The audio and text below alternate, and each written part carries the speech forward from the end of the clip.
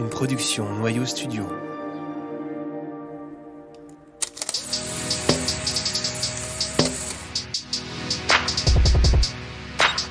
Vous écoutez Vision, un podcast sur la photographie contemporaine.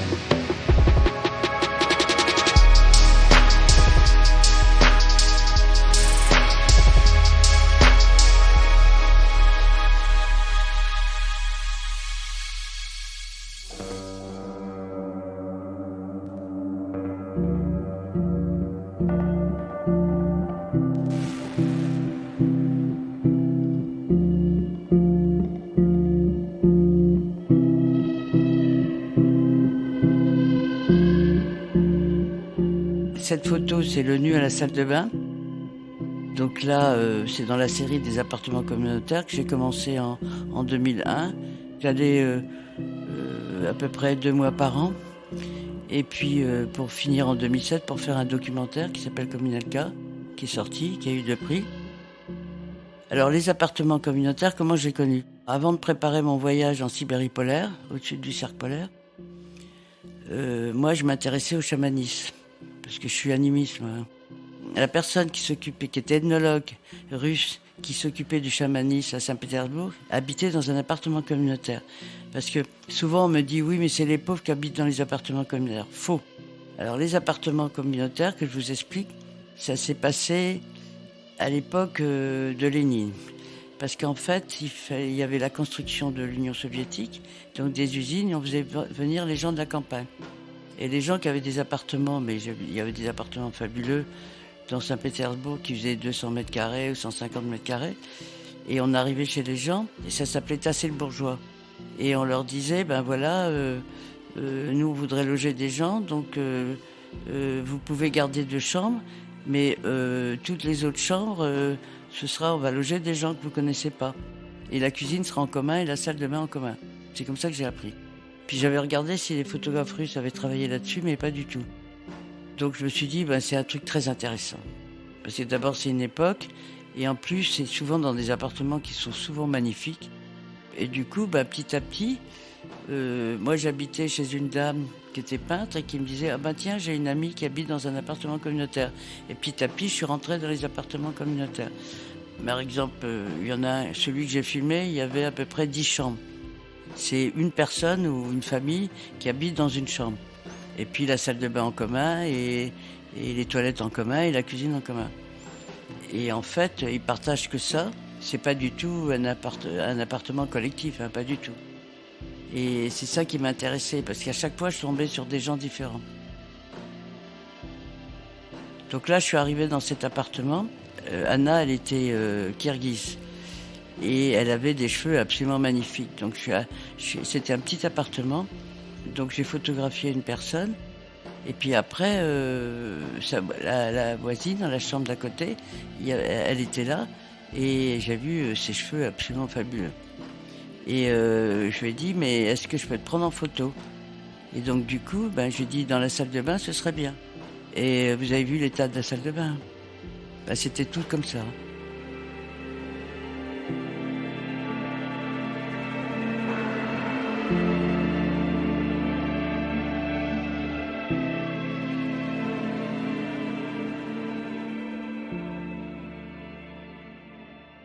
Moi, j'ai eu de la chance parce que c'est du négatif, argentique. Et j'avais une pellicule Fuji qui était à 1600 que je pouvais pousser à 3200. Parce que l'avantage de cette Fuji qui se fait plus, c'est que ça allait pour la lumière artificielle, la lumière du jour. C'est-à-dire que le mélange des deux était formidable. Et après, ça c'est au tirage aussi, mais en général, j'avais quand même ces résultats-là. Parce que à l'époque, il y avait pas la retouche, ça n'existait pas. Et donc, je l'ai pris en photo dans la salle de bain, j'en ai fait plusieurs. J'en ai fait aussi en noir et blanc. Mais je sais que celle-là, il y a 2 ou 3 photos qui sont iconiques de Françoise Huguet. Et celle-là, alors moi, ça me sidère parce que c'est pas ma favorite de ce que j'ai fait dans les appartements communautaires. Mais alors celle-là, elle plaît beaucoup. Et moi, pourquoi j'ai une réticence ? Parce que je trouve qu'elle est très picturale. À un moment, je me suis dit: «Tiens, je vais faire des photos de nus» et puis surtout, il y avait des filles qui me disaient: «Ben, tu peux me prendre, nue». Je dis: «Bah oui, pourquoi pas» et puis j'ai surtout mon égérie Natacha qui la deuxième fois que je l'ai revue, elle m'a reçue à poil chez elle. Donc j'ai eu l'idée de faire des nus et en fait, les nus, c'est encore, à l'époque, je sais pas si c'est comme ça maintenant, mais à l'époque, poser pour un artiste, c'était très, très bien. C'était, en France, c'était comme ça avant, hein. Et poser pour être modèle d'artiste, ça plaisait énormément. Les gens disaient oui. Donc c'est pour ça que j'ai fait beaucoup de photos de nus. Voilà. Et alors les carrelages, les carrelages comme ça, cette espèce de vert et jaune, c'était souvent, les carrelages étaient déterminés par l'État. Et alors souvent, je voyais dans les appartements communautaires, c'était l'État qui disait, bah, ce sera ces couleurs-là. C'est typique des couleurs de l'époque d'Union soviétique de la décoration. Alors moi, je suis bigoudane, hein. Vous savez, puis bigoudin, c'est la coiffe, hein. Mes grands-parents portaient pas la coiffe. Mais donc moi, je suis bigoudane et alors je vous annonce que Jésus-Christ est bigoudin, hein. C'est Bigoudin qui dit ça. Donc nous, on est un peu particulier. Le pays bigoudin, c'est Pont-l'Abbé, c'est 50 kilomètres sur 50 kilomètres, hein. C'est tout petit en Bretagne, mais c'est la seule vraie Bretagne. Et on est encore une colonie française, hein. Vous savez pourquoi? On est une colonie française parce qu'Anne de Bretagne s'est mariée avec le roi. Et avant, on était indépendants. Et donc, mon père, qui était de là, qui était d'une famille de 11 enfants, il a fait une école d'ingénieur. Et après, en 1930, il a cherché du boulot. On lui a proposé dans les chemins de fer en Afrique, au Congo. Et puis tout d'un coup, on lui a proposé dans les plantations de caoutchouc, ce qu'on appelait l'Indochine, quoi, Vietnam et Cambodge. Donc il est parti en 1930, marié en 1935 avec ma mère. Et mon frère et ma sœur sont nés à Saigon, enfin, qu'on appelle Ho Chi Minh Ville maintenant. Et moi, quand les Japonais sont arrivés, mon père est parti de l'Indochine avec mon frère et ma sœur et ma mère. Et moi, j'ai été conçu dans le détroit de la Sonde, hein. C'est entre la Malaisie et l'Indonésie, et Sumatra. Bon, c'est une plaisanterie, hein, mais c'est mon père qui me disait ça. Et je suis né en 42, donc parce qu'ils ont fait en bateau, ils ont fait tout le tour. Et ils sont arrivés au Portugal, puis après ils ont été en France. Et je suis né en 42. 2 ans après, on est retourné en Indochine. Donc, et moi, jusqu'à l'âge de 10 ans, j'ai été élevé donc, au Vietnam et au Cambodge. Et sur la plantation de mon père, il commençait à y avoir pas mal de problèmes avec Ho Chi Minh, enfin le Viet Minh, ce qu'on appelait le Viet Minh, qui n'a rien à voir avec le Viet Cong. Et donc un soir, c'était pas sur la plantation de mon père. Et sur les plantations, il y avait le cercle des planteurs. Et le cercle des planteurs, il y avait piscine, billard, bar. Et donc un soir, qui était pas mon père déjà voulait pas aller à cette fête. Ma mère l'a convaincu, on y a été et on a été attaqué.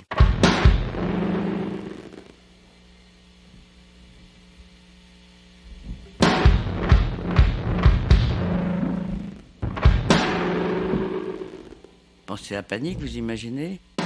Ça tirait de tous les côtés. Après, ma mère nous a cherchés pour nous ramener parce elle voulait nous mettre dans une voiture. Elle avait une 15 Citroën. Et on lui a dit, mais tu sais, ton fils et ta jeune et Françoise sont déjà partis. Mais il reste ta fille aînée qui est dans les cabines de la piscine. Donc elle l'a trouvée et puis elle est partie. Et moi, je me suis caché sous le bar. Puis quand ça a commencé à plus tirer, je suis sorti, j'ai vu 14 morts, le sang partout. Et mon frère était dans la cuisine. Donc on a été embarqués avec une autre femme et 2 autres adultes. Et ben, on a une plantation de caoutchouc, c'est 40 000 hectares, hein, donc il faut marcher pour arriver jusqu'au Mekong. Donc on a marché dans la plantation, les marais, etc.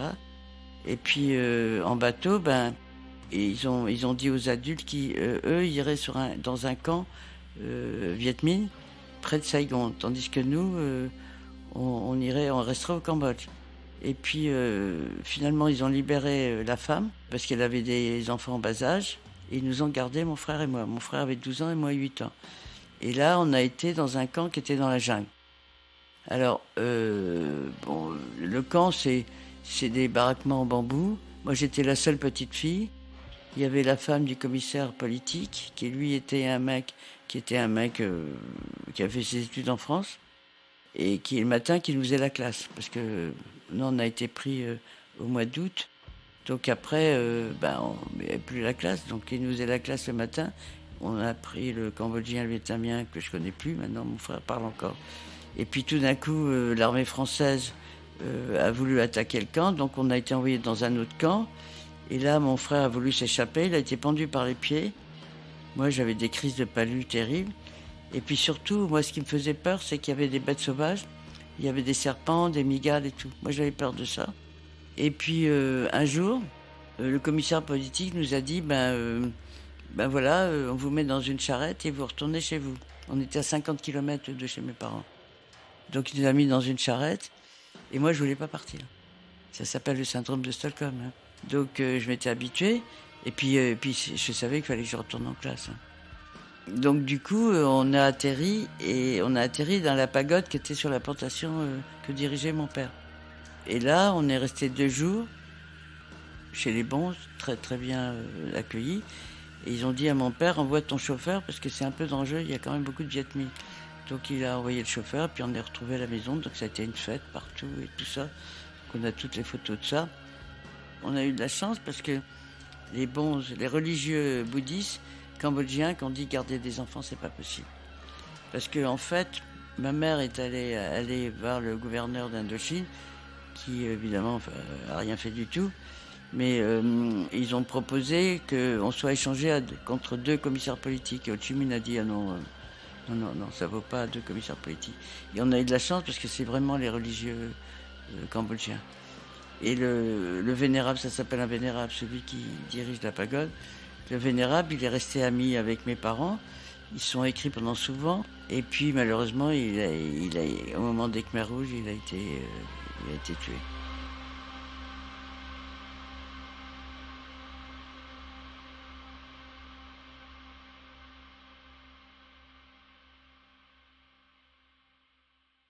Donc j'y suis retourné il n'y a pas très longtemps. Et j'ai fait un livre pour retourner sur les endroits que j'ai tout retrouvé. Même le camp, hein, j'ai retrouvé l'endroit. Et alors évidemment, c'est plus la forêt vierge, hein, ça n'a plus rien à voir. Il y a la pagode, les vieux que j'ai photographiés d'ailleurs. Quand je suis arrivé, je n'ai rien dit du tout. Ils m'ont dit « Ah, mais c'est Françoise !» Je suis resté mais sidéré, quoi. Et il y avait des photos de mes parents. Dans ce qu'on appelle la sala, c'est la salle où tous les gens du village viennent parler avec les bons. Et puis, après cette histoire, parce que souvent, moi, je proposais des sujets, on me disait toujours, est-ce que tu es capable de le faire? Alors moi, je leur répondais, bah écoute, vu la vie que j'ai eue quand j'étais petite, à mon avis, je suis capable. Parce que ça, c'est souvent ce qu'on m'a dit. Les appartements communautaires, on m'a dit, tu crois que tu es capable de le faire? Aller en Indonésie, tu crois que tu es capable de le faire? Bon, oui, je suis capable, parce que j'ai vécu d'autres choses, quoi, que le DA qui était derrière son bureau, qui avait jamais voyagé.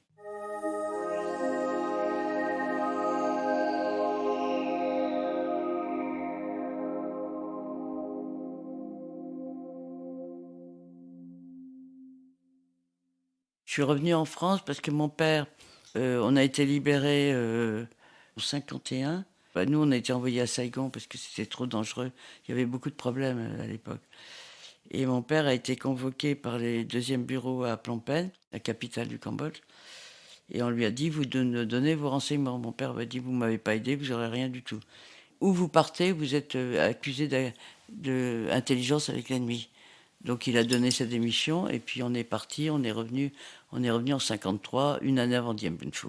Voilà, on est revenu en France. Ils m'ont remis dans le même couvent de bonnes sœurs qui s'appelait le couvent des oiseaux, qui est très très chic, hein, qui est une éducation formidable parce que j'ai été élevé par la méthode Montessori.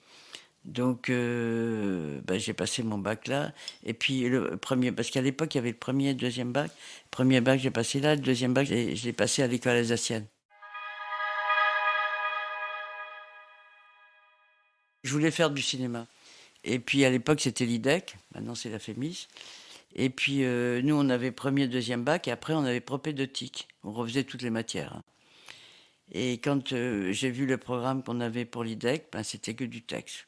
Moi, j'ai dit: «Ah non, mais moi, ce que je veux, c'est faire d'images et tout». Et je me suis dit: «C'est pas la peine, je vais encore refaire du texte». Maintenant, la famille, c'est différent parce qu'il y a des filles qui sont il y a une fille qui est venue me voir justement, qui préparait la famille et qui faisait un storyboard et tout en photo. Tandis que là, à l'époque, non. Du coup, ben, je me suis dit: «Ben, pourquoi pas la photo, quoi?» Il y a mon mari qui faisait beaucoup, il a fait les arts déco, il faisait beaucoup de photos déjà. Donc moi je le suivais, donc il avait un appareil, puis moi j'ai acheté un appareil. Et puis après, bah, dans Paris, je faisais des ombres de feuillage, des trucs comme ça, quoi. Pas terrible, quoi. Et c'est vrai que j'ai essayé dans les bistrots de faire des photos, mais j'avais, j'étais très timide, quoi. J'osais pas, quoi. J'osais pas. C'est pas facile, hein, de se présenter comme ça, c'est pas facile. Maintenant, il n'y a aucun problème. Mais j'osais pas parler aux gens, quoi.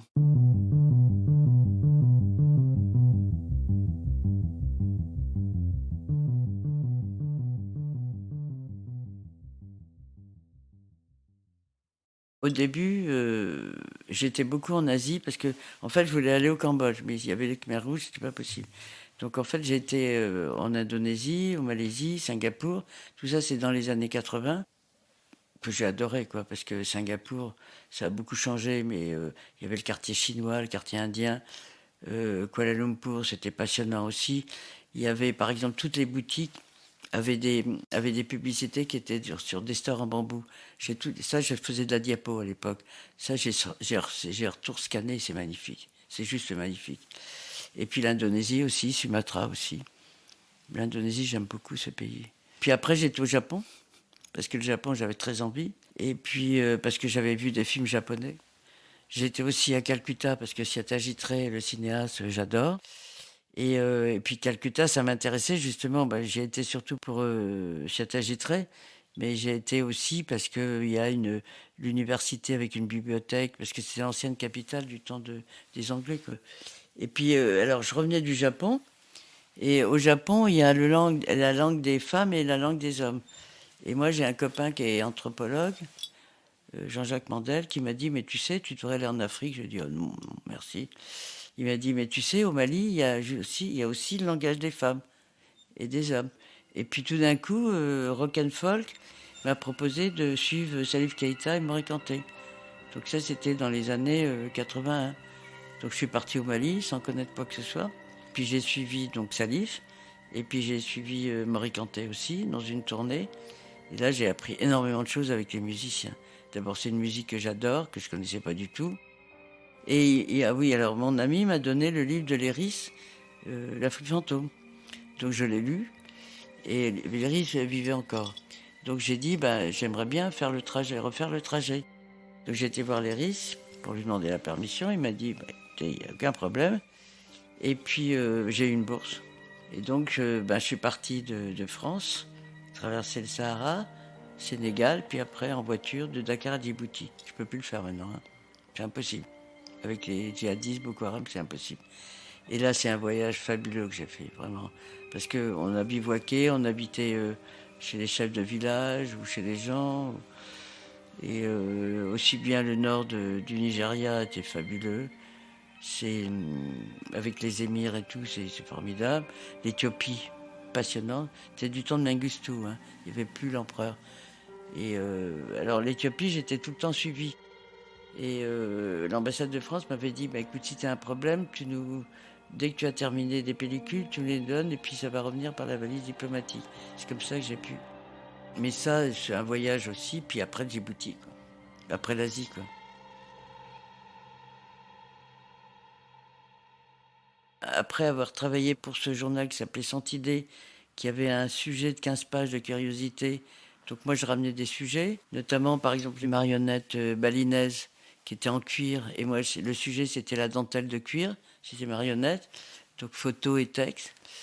Les publicités en bambou, justement, c'était ça. J'ai fait aussi les uniformes des écoliers japonais. Et puis tout d'un coup, au bout d'un certain temps, je me suis dit: je préfère être, j'aimerais bien photographier le social. Donc du coup, j'ai connu Christian Kojal, et j'ai commencé à travailler pour Libération pendant une vingtaine d'années. Mais en même temps, je faisais d'autres choses, hein. Je faisais les séries de mode aussi.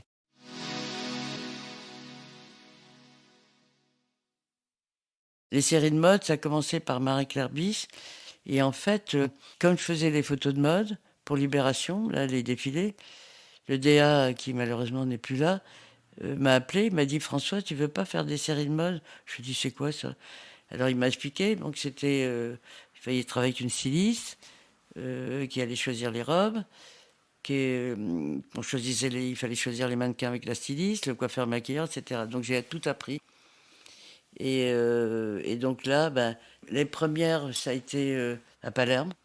Et la deuxième série, ben, c'est le retour d'enterrement. Alors, le retour d'enterrement, c'est aux Antilles. Et puis, quand on fait des séries de mode, on fait du repérage beaucoup. Et moi, en faisant le repérage, je voyais que pour les enterrements, tous les mecs avaient des costumes noirs et des cravates. Donc, je me suis dit: putain, c'est une idée.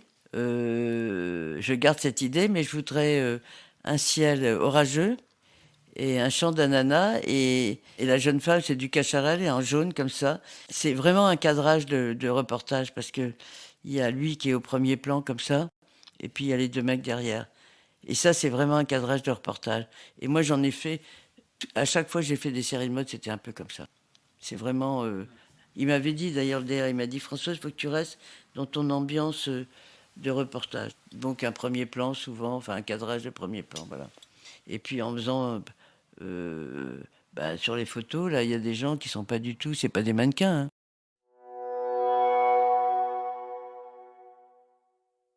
Par exemple, quand j'ai fait les défilés de mode, je coupais les têtes. Donc je suis toujours hors sujet, parce que moi, à côté de moi, il y avait des gens qui disaient, c'était des jeunes qui connaissaient le nom de tous les mannequins. Bon, moi, j'y connaissais un peu, mais enfin, bon, c'était pas quand même mon idéal de connaître tous les gens. Et donc je coupais les têtes, puis je prenais souvent de dos quand elles partaient. Parce que, alors moi, j'ai eu de la chance de travailler pour Marie-Claire, puis enfin surtout pour Libé, donc avec Christian Cojol, ils s'en foutaient de ça, que mannequin et tout. Donc, par contre, si j'avais travaillé pour le L et tout, ils auraient voulu qu'on voit bien la tête, la fille, le maquillage, etc. Et moi, systématiquement, je suis hors sujet. Parce que, et puis, je prends, par exemple, un bout de tissu, le bout d'une chaussure. Ben, c'est hors sujet, puisque c'est la mode. C'est un défilé de mode.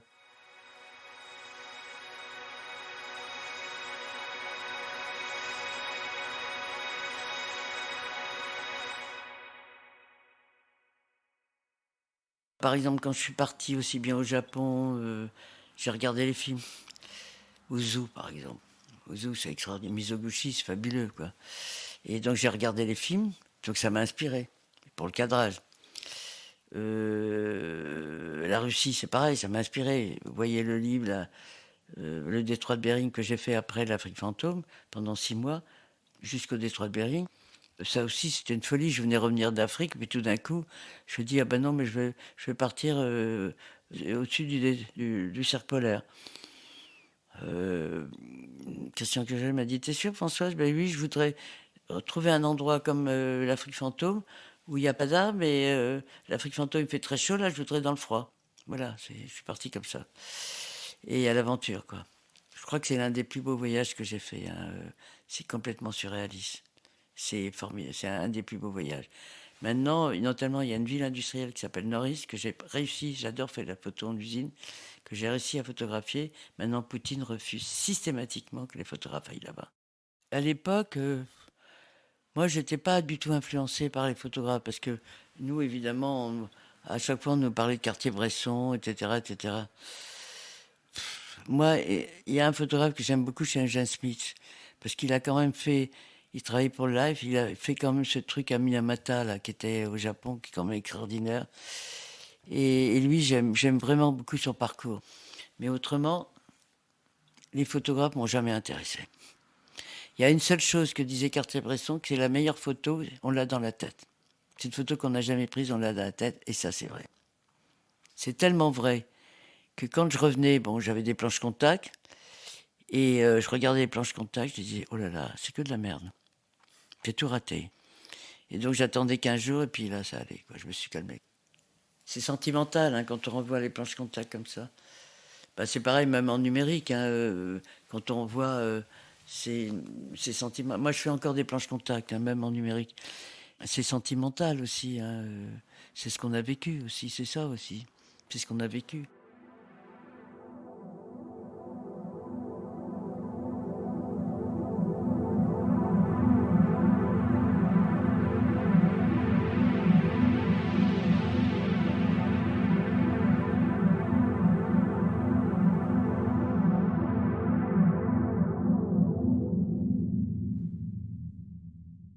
moi, je lisais énormément.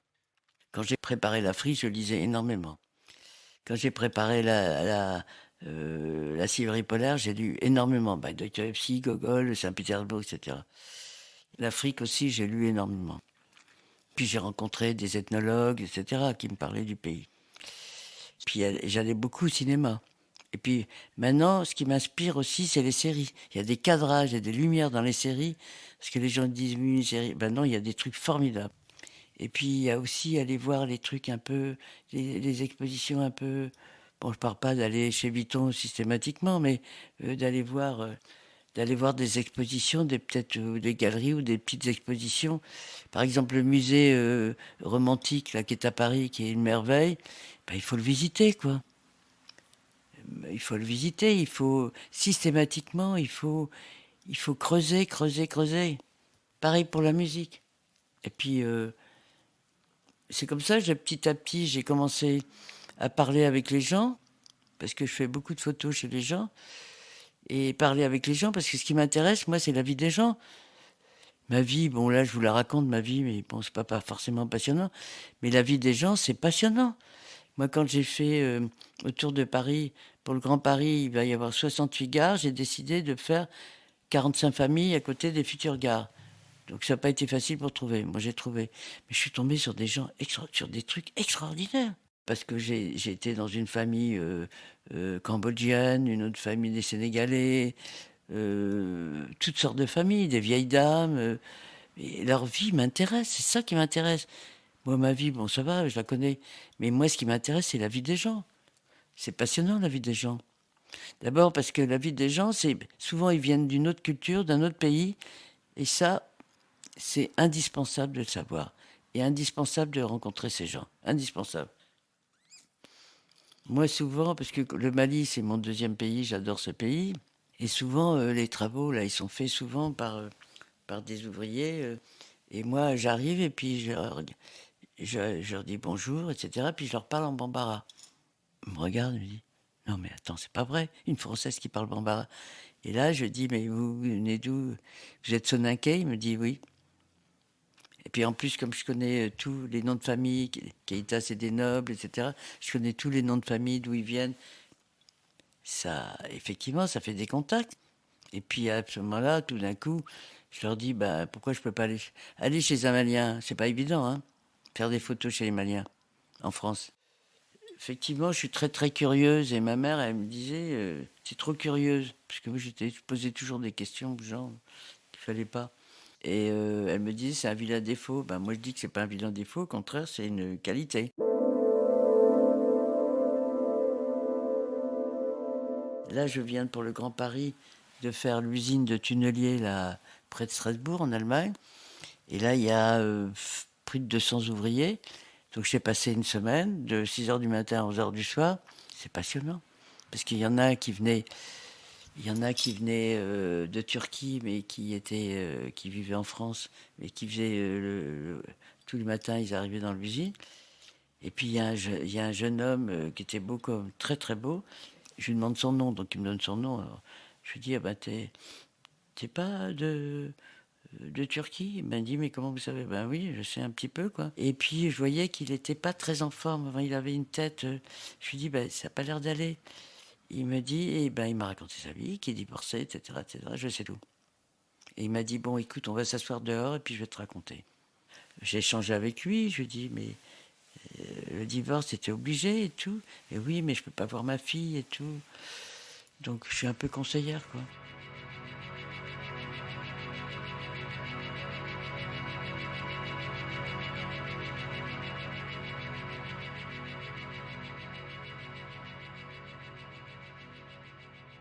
Au début, j'ai commencé par la couleur, en diapositive. Et puis après, je suis passé. Alors, c'est un choix. Par exemple, le Japon, j'ai pris qu'en noir et blanc. Parce que je voulais pas. Alors, par exemple, l'Afrique, c'est que du noir et blanc. Parce que sinon, ça fait carte postale. Pour la Sibérie polaire, j'ai fait deux voyages. J'ai fait un voyage d'essai. J'ai fait couleur et noir et blanc. Et en noir et blanc, j'en ai discuté avec Christian Kojol. Et ça faisait sinistre. Du coup, j'ai utilisé une pellicule qui est très douce. Et comme la lumière est très douce, donc ça correspondait complètement. Ben là, l'usine, par exemple, j'en ai fait en noir et blanc et en argentique et en couleur, en fonction du sujet.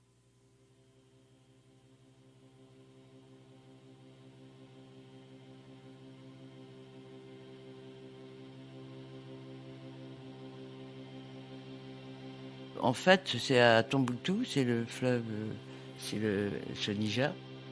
Et moi, on m'avait dit qu'il y avait des hippopotames dans le Niger, ce qui est vrai. Hein. Donc du coup, ben, j'ai dit, ben, je vais prendre une pinasse comme ça. J'ai demandé au mec, qui est un bozo, c'est l'ethnie bozo, hein, l'ethnie des fleuves, c'est les bozos. Et on est arrivé près des hippopotames, on voit que des petits trucs comme ça, des petites oreilles. Et puis tout d'un coup, miracle, il y a un troupeau de dromadaires de l'autre côté qui arrive. Donc j'ai ouvert la poche sur j'étais là, je pourrais la montrer aussi. Et bon, je shoot. Et tout d'un coup, miracle, il baisse la tête et le dromadaire est pratiquement au-dessus de lui. Mais ça, cette photo-là, elle est en argentique. En numérique, je l'aurais raté. C'est un miracle. Et là, c'est une seconde. Hein. Le mec, pas le dromadaire, mais le fait qu'il baisse la tête. Et il y a des gens qui m'ont demandé si j'avais pas fait exprès en Photoshop. Quoi. Ça, c'est un miracle, cette photo. Le cadrage, moi je me souviens où l'ironiste m'a dit, mais Françoise, tu as cadré à gauche, le vide est à droite. Ben, je lui dis, ben oui, mais oui, c'est comme ça. Ben, moi j'aime bien ce cadrage. C'est un cadrage que j'adore.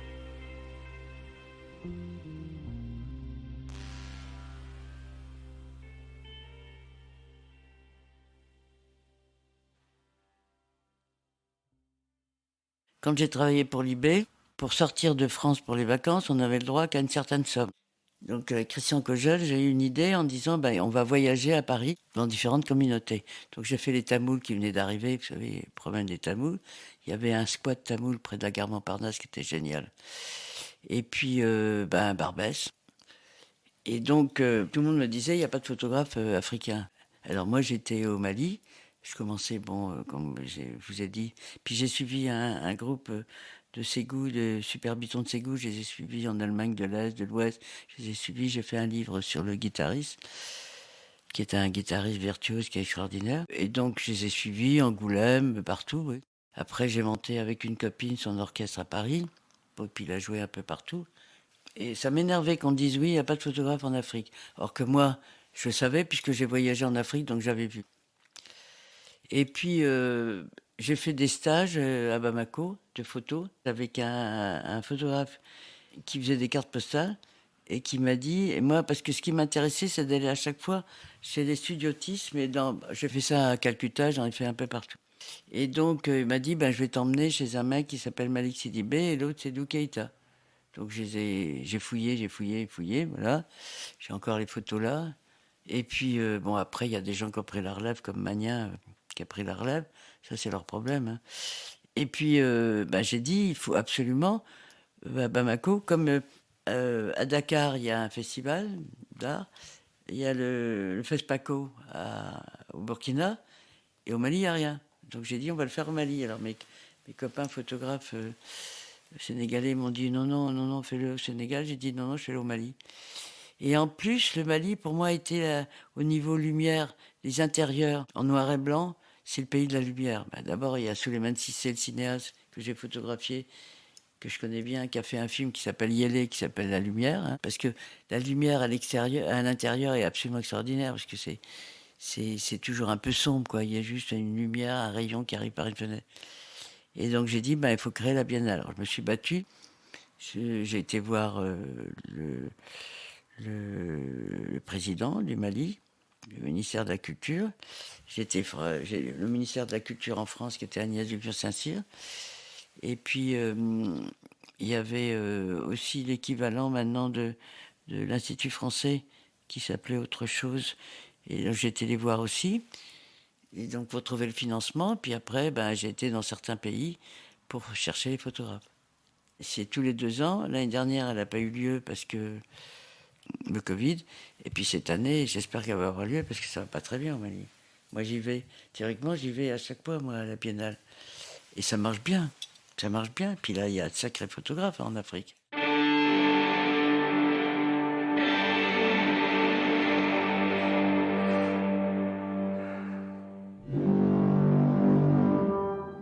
Moi, c'est 24 heures sur 24. À l'usine, là, pour le Grand Paris, je me suis battu pour faire cette usine de tunnelier. C'est fabuleux, hein, c'est fabuleux. Là, je vous montrerai les planches comptables, c'est fabuleux. Et je me suis battu pour le faire. Parce que mon dada en ce moment, c'est les photos d'usine. Je devais les faire en Biélorussie, puis c'est un peu compliqué en ce moment.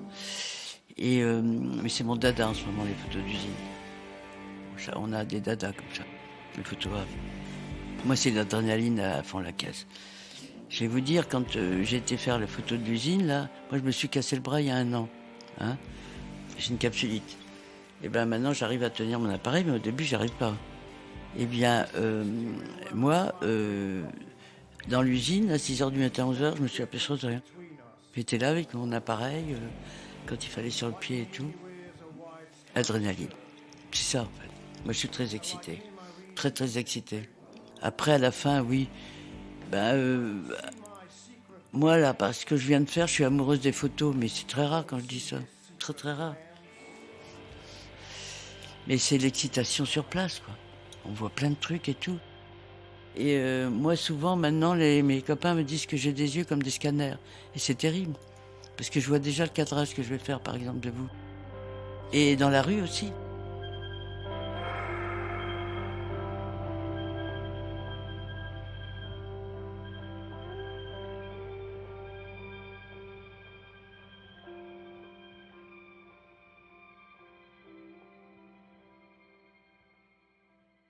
Là, pour les vacances, là, j'étais en Bretagne, dans le pays Bigoudin.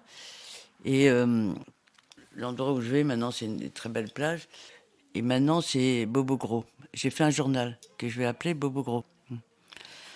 Je suis sidéré, mais sidéré par les fringues, sidéré par les maillots. Je suis sidéré par ce que je vois. Donc j'ai fait un journal avec mon petit appareil. Bon, je vais pas le faire paraître, hein, parce qu'il y a le droit à l'image. Hein. Et donc là, j'ai fait toute une série, aussi bien de la mer, et j'ai eu de la chance, c'est que le dernier jour, parce que nous, on loue l'appartement, un appartement qui est face à la mer. La mer, elle est de l'autre côté de la rue, là. Et la lune était rouge. J'ai rarement vu ça. C'est magnifique. J'ai mis sur Facebook, tout le monde est excité. Et ça, c'est un don du ciel, quoi. C'est un don que m'a fait le pays Bigoudin. Alors, de voyage, j'ai ramené beaucoup, beaucoup d'objets. Alors, vous me dites, alors, les bagages, vous faisiez comment? Alors, avant, on avait des balances. Vous savez, à l'aéroport, on pouvait mettre le pied et soulever la balance. Ça diminuait le poids. Alors là, parce que tout ce qui était au Quai Branly, c'est dans le sous-sol. Et là, c'est tout ce qui n'a pas été exposé. Mais il y a des trucs. Par exemple, ces tabourets viennent d'Addis Abeba. C'est fait avec des trucs de bagnole. Et puis j'ai Gagarine, mon fiancé. Ben, vous vous rendez compte, le premier homme dans l'espace. Hein, parce que moi, j'ai vécu aussi cette période-là. Et puis notamment, on a marché sur la Lune. J'étais là en direct à la télévision. Je suis de cette génération. Hein. On a eu beaucoup de chance. Beaucoup de chance. Alors moi, mon rêve, c'est d'aller aux Galapagos. Je ne sais pas si je vais pouvoir y aller. Ça coûte une blinde. Hein. Ça et en Antarctique, parce que j'ai la mer Arctique, je connais. Là, je sors un livre sur la pollution de la mer Arctique. C'est parce que le premier livre que j'ai fait en route pour Bering, je n'avais pas mis ça. Donc j'ai refait un editing. Et donc j'ai mis ça. Ça s'appelle 92, une catastrophe annoncée. C'est terrible. Hein.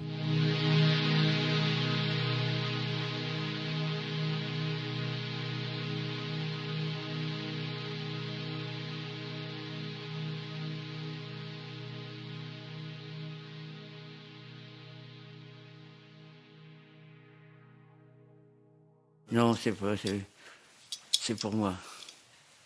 C'est égoïste, c'est pour moi. C'est pas pour les autres. Moi, je dis toujours, c'est ce que je dis à Maxime, je lui dis, quand tu commences quelque chose, tu prends surtout pas un livre, surtout pas une exposition, surtout pas. Quand j'ai traversé l'Afrique, quand j'ai fait la Sibérie polaire, j'ai jamais pensé faire un livre. Surtout pas. Tu fais les photos, tu t'embarques dans un truc, tu rêves, tu t'embarques dans un truc, tu y vas à fond, à fond, à fond. L'adrénaline. Et surtout, tu penses pas, ah ben oui, je vais faire un livre, je vais faire une exposition. Surtout pas. Moi, j'ai jamais fonctionné comme ça. Jamais. Et puis, moi, il y a Il y a un truc qui m'a vachement aidé, c'est Courrier International. Par exemple, je vous cite un exemple. En Corée, j'ai fait l'apprentissage de la mort. Je ne sais pas si vous avez vu les photos. 3 lignes dans Courrier International. Donc du coup, quand je suis arrivé à Séoul, il y a toujours des correspondantes de Libé. Donc j'étais la voir, elle m'a dit effectivement ça existe. Voilà, tu vas voir un tel, etc. C'est comme ça que j'ai fait. Mais j'étais halluciné. Hein. J'étais halluciné parce on les met dans un cercueil pendant un quart d'heure. Hein. Je me pinçais. Avec mon assistant à côté, qui n'était pas Maxime, on se pinçait. On se pinçait. Moi, c'est pas vrai. Et les bidonvilles à Séoul, la Corée du Sud, 2 bidonvilles. Pareil, je suis tombé par hasard. J'étais en voiture, j'ai dit au taxi, j'ai dit d'arrêter. Puis je voyais des baraques, rien à voir avec les baraques modernes. C'est bizarre et tout, donc je lui ai dit d'arrêter. On est sorti du taxi. Et puis, et tout d'un coup, je suis tombé sur un monsieur et je lui ai dit, mais c'est quoi ça? Il m'a dit, bidonville, c'est moi qui m'en occupe. Je suis du bol, quoi. Et là, il m'a dit, je vais vous faire visiter. Et il y a une des photos d'ailleurs qui est à Visa. Et curiosité. Curiosité et surprise, surtout. Quand on a envie de quelque chose, moi j'estime que je suis une enfant gâtée. Parce que quand j'avais envie de quelque chose, ben, j'allais jusqu'au bout. Donc je dis que je suis une enfant gâtée.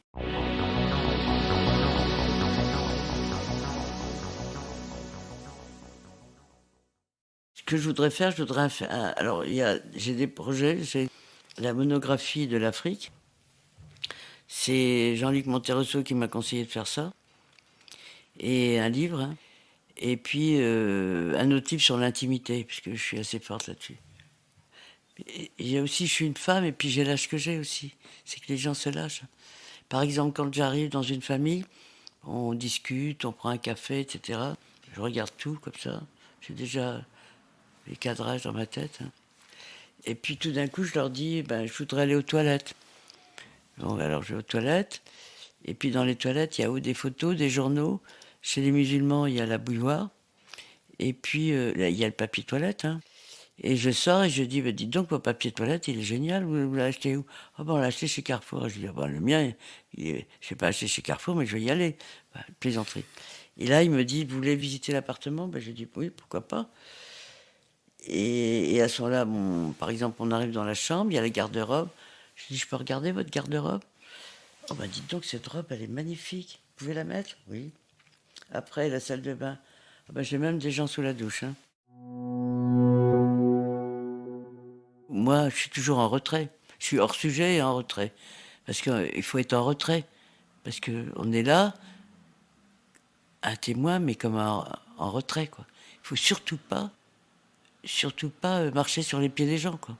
Surtout pas.